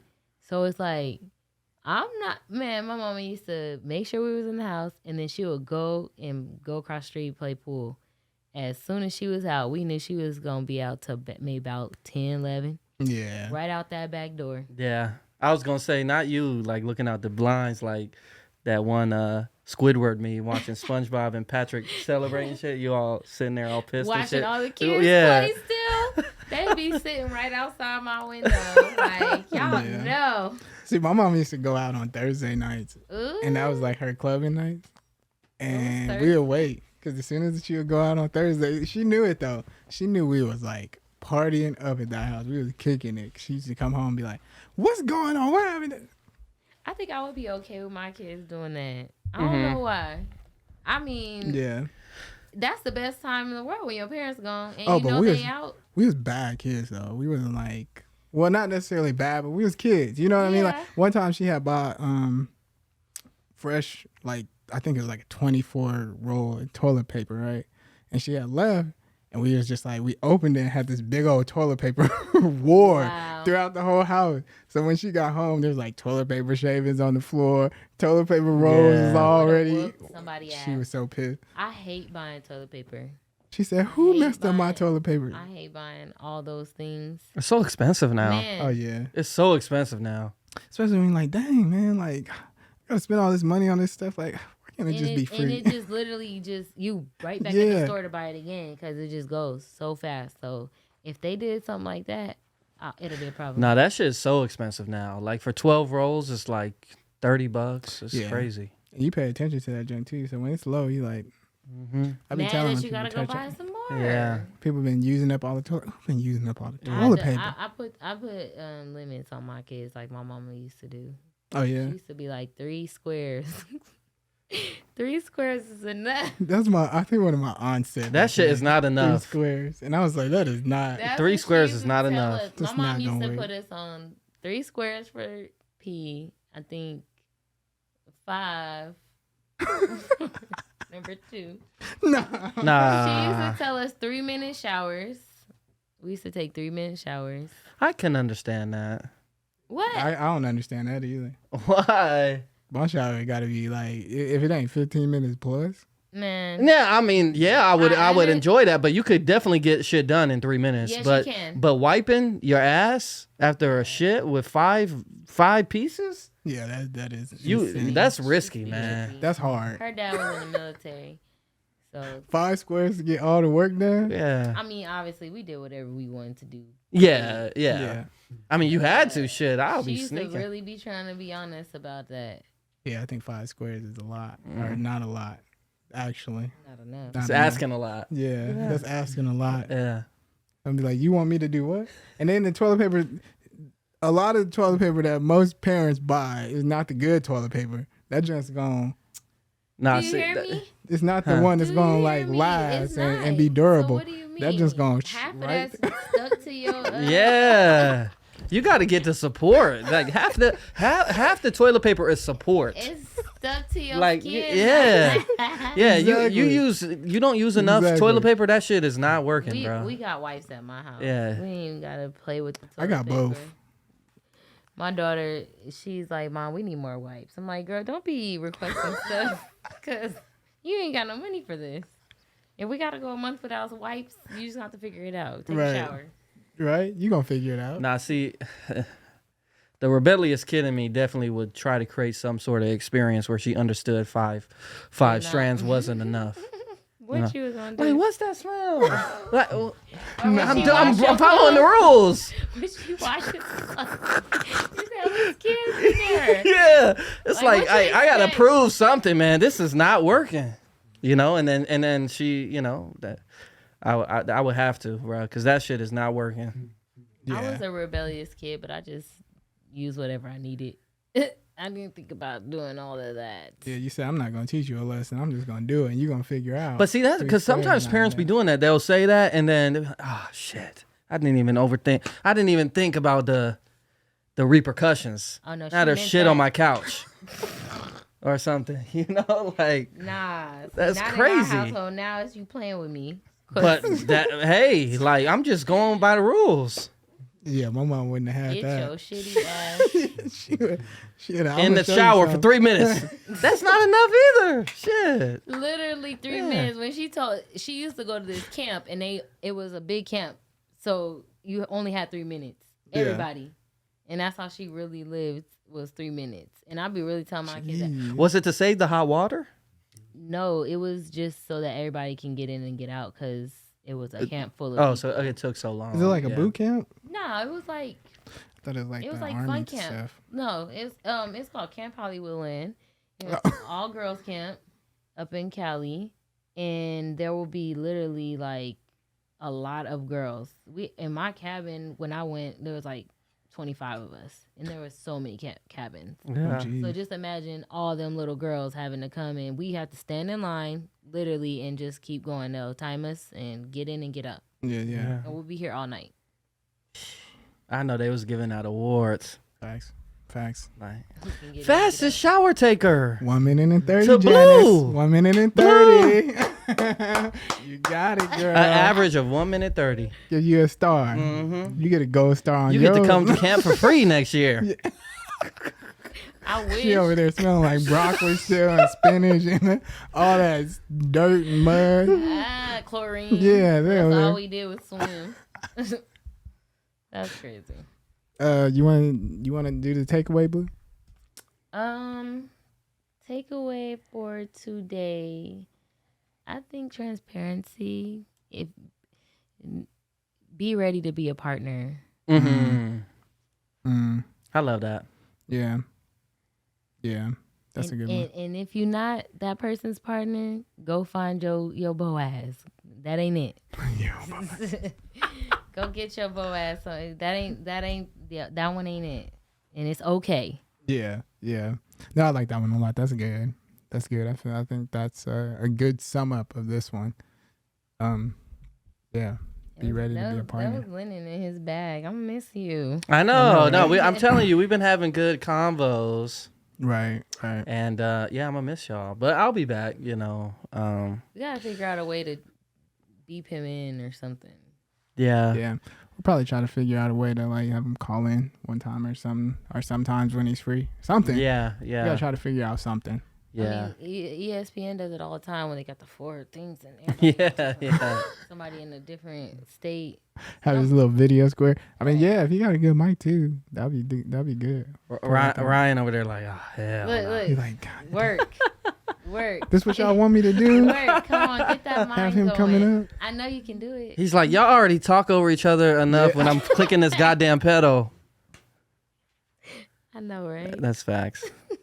I know he was saying that. No, I feel last like we time. was good today though. No, Not we was talking good. over I each worked on. other. I took his advice. Yeah, me too. Yeah, we did good. I mean, I think the last one with me and my cousins, we was all doing it because everybody was turned up. Y'all was having a good time. Yeah. I enjoyed that. They was drinking, so episode. Jasmine was like, "Yeah, and I'm gonna go," and I was like, "Oh, yeah, she going in." Yeah. From the beginning of the episode, she had me cracking up.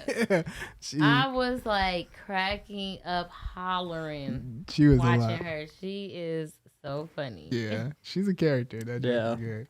Yeah, but we appreciate you guys for tapping in. You know, Lennon's leaving, so show him some love and all that good stuff. Blue, you won't be on the next 2, right? No, I will not be on the next 2, but I will be in them comments. Yeah. Mm-hmm. So yeah, you guys already know the good stuff. Share the videos if you can like the videos. We appreciate everybody who's commenting, liking, sharing. If you listen to the Spotify, all that good stuff, we appreciate and love all the support that you guys give us. It means a lot. So yeah. But yeah, you guys, we'll see you guys on the next one.